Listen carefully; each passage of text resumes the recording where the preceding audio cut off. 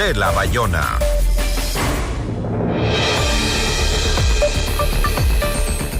En Ecuador, miles de niñas, niños y adolescentes viven situaciones de abandono, discriminación y vulneración de derechos. En este panorama, Cuenca se posiciona como una ciudad que busca liderar con políticas integrales y un enfoque humano. La entrevista a la carta, en diálogo directo con los protagonistas de los hechos. Nos acompaña Sebastián Calderón, él es secretario ejecutivo del Consejo Cantonal de Protección de Derechos de Cuenca. Gracias por estar con nosotros. Un saludo, Gisela. El día de hoy vamos a hablar de un tema importante para transformar la sociedad, que son los niños, niñas y adolescentes. Y efectivamente, el Cantón Cuenca se plantea grandes retos para transformar la realidad social de todo el país y que el cambio se sienta desde el cuidado y la protección de derechos de los niños y de las niñas. Me parece que sería bueno empezar por conversar acerca de qué está fallando en el sistema de protección cuando un niño institucionalizado siente que está más cerca de una lógica carcelaria que de un entorno protector, que es más o menos lo que se ha planteado, ¿no? Vamos a contextualizar el problema. Evidentemente vivimos en una sociedad violenta y esta violencia también la reciben los niños, niñas y adolescentes. 6 de cada 10 niños, según los datos de UNICEF, son víctimas de algún tipo de violencia dentro de su sistema familiar, sea esta psicológica, sexual, física. En este sentido, hay los niños que se encuentran más vulnerables y son aquellos que sus padres, sus familiares, incluso el sistema social ha perdido la capacidad de cuidar a esos niños. Y estos niños son dados de manera temporal en una medida de protección, en un acogimiento institucional. Según el Ministerio de Inclusión Económica y Social, hasta enero del 2025, existían 2.072 niños institucionalizados en todo el país. Y esto es preocupante, porque el Estado tiene que realizar programas y proyectos que permitan que los niños se encuentren cerca de sus familias. O que se reintegren finalmente. Y en caso de manera transitoria pasen a una institución de acogimiento, puedan volver a estos sistemas familiares o a estos sistemas comunitarios para poder ejercer de manera plena sus derechos. Es por eso que es importante poder hablar de este tema y poder preguntarnos qué está pasando en el Ecuador, que 6 de cada 10 niños están siendo víctimas de violencia y tenemos un número de más de 2.000 niños que actualmente se encuentran en una casa de acogida. Existen varias recomendaciones del Comité del Niño y de UNICEF respecto a poder tener programas y proyectos de apoyo familiar extra institucionalizados de los niños y niñas, porque esto nos va a permitir que los niños puedan desarrollarse en entornos seguros. Yo no me imagino que nosotros como personas adultas llegue alguien a nuestra casa, nos saquen de nuestra casa y nos pongan a vivir, porque esa es la realidad de los niños que viven institucionalizados en el país con otros niños y niñas. Esto no significa que aquellos niños que viven condiciones adversas en sus domicilios, como niñas que viven violencia sexual, por ejemplo, por parte de algún familiar que vive con ellas, puedan permanecer dentro de ese espacio. Sin embargo, hay algunos otros proyectos y programas que pueden cuidar de manera alternativa a estos niños que están siendo víctimas. Pero ¿dónde está el error? Es decir, el momento que se institucionaliza a estos niños o que se los mete en una institución del Estado para alejarlos de su entorno en donde han sido vulnerados, no hay tal vez, no tenemos la capacidad de que existan un trabajo social que investigue qué está pasando en la familia, que trabaje de la mano con la justicia para ver si definitivamente ese niño hay que sacarlo de su hogar. O sea, creo que no hay un seguimiento de eso y por eso es que cada vez son más los niños que están en manos del Estado, pero que no se les ve futuro. La génesis del problema es la falta de política pública que pueda garantizar el cuidado de los niños dentro de su familia. Y vamos a hablar desde el nacimiento. ¿Qué pasa con aquellas madres adolescentes que son víctimas de violencia sexual y el Estado no ha podido garantizar programas de atención adecuada para el cuidado de ellas mismas y de sus hijos? Asimismo, vamos creciendo y hay mujeres que tienen sus hijos, pero existe igual falta de cuidado social y sobre todo la falta de responsabilidad parental. Existen grandes números y grandes datas que nos indican que los hombres no nos hacemos responsables del cuidado de los niños, y esta responsabilidad y falta de proyectos y programas que el Estado permita tener estas capacidades de cuidado hace que los niños se vayan desprendiendo poco a poco del sistema familiar. Entendemos datos extremadamente veraces para el desprendimiento de los niños dentro de los sistemas familiares, como por ejemplo la violencia, el consumo de alcohol u otro tipo de drogas, el ejercicio de prácticas socioculturales con la crianza de niños, niñas y adolescentes, que son factores que ahondan en el desprendimiento de los niños dentro de los sistemas familiares. Y efectivamente, más bien ahí es crear estas políticas sistémicas que nos permitan detectar a tiempo, no cuando ese niño ya ha sido expulsado del sistema familiar, sino a través, por ejemplo, las instituciones educativas. Exacto. Que pueden ser y son un brazo ejecutor de este sistema cantonal de protección de derechos. Por eso, ¿qué tan preparado pero está hoy el sistema educativo ecuatoriano para recibir, digamos, con dignidad y con eficacia a niños con problemas de este tipo? O sea, o para hacer denuncias o simplemente en el hecho de de tratar de preservar los derechos en cualquier caso de vulneración en menores, ¿no? Porque no solo hablamos de niños que están siendo maltratados en su casa, tal vez niños con algún tipo de discapacidad que entran a una escuela y que no saben cómo tratarlos.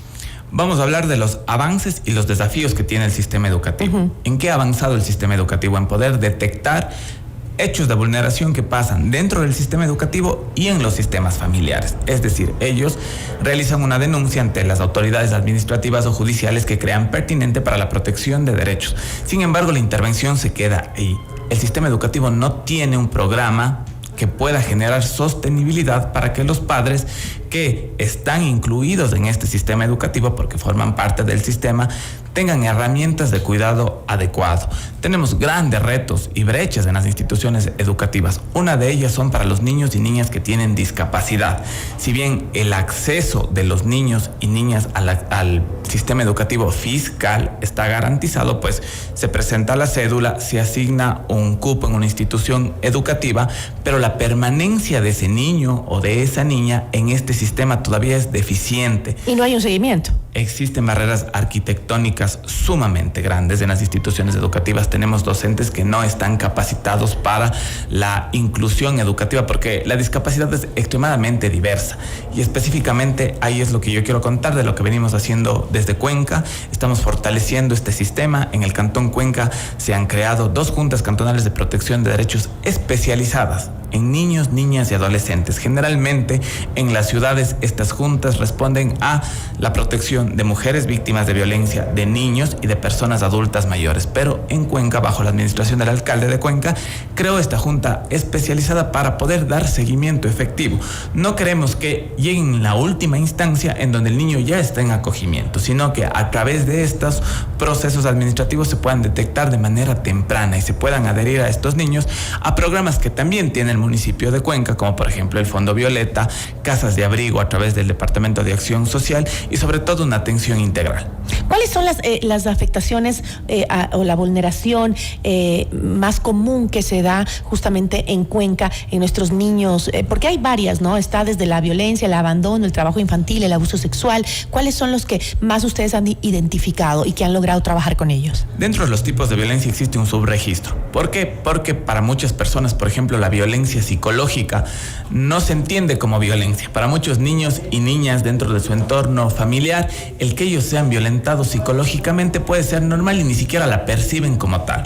En este rango de incidencia, efectivamente, esta violencia psicológica es la que se superpone siguiéndole por la violencia física y posterior a la violencia sexual. Un dato interesante también dentro de la violencia sexual es que generalmente los niños y niñas que viven violencia sexual viven en el espacio familiar. Pudiéramos entender que vamos por la calle y se ejerce violencia sexual en contra de los niños y niñas. Y sí, es una realidad para aquellos niños, por ejemplo, que se encuentran en mendicidad o trabajo infantil, que se exponen a riesgos sociales. Pero la mayor data se da dentro de los sistemas familiares. Y ahí está el compromiso y el gran reto que tenemos las autoridades públicas. ¿Y cómo actúan justamente en estos casos el Consejo Cantonal y las juntas de protección? De manera inmediata se dicta medidas de protección cuando se detecta un hecho de violencia. Es decir, tenemos un agresor, se dictan las medidas de protección. La DINAPEN, Policía Especializada en Niños, Niñas y Adolescentes, intervienen en el sistema familiar, identifican al agresor, le sacan del domicilio y mediante el equipo técnico nosotros realizamos el seguimiento para garantizar de que el agresor no vuelva. Es decir, es un trabajo interinstitucional.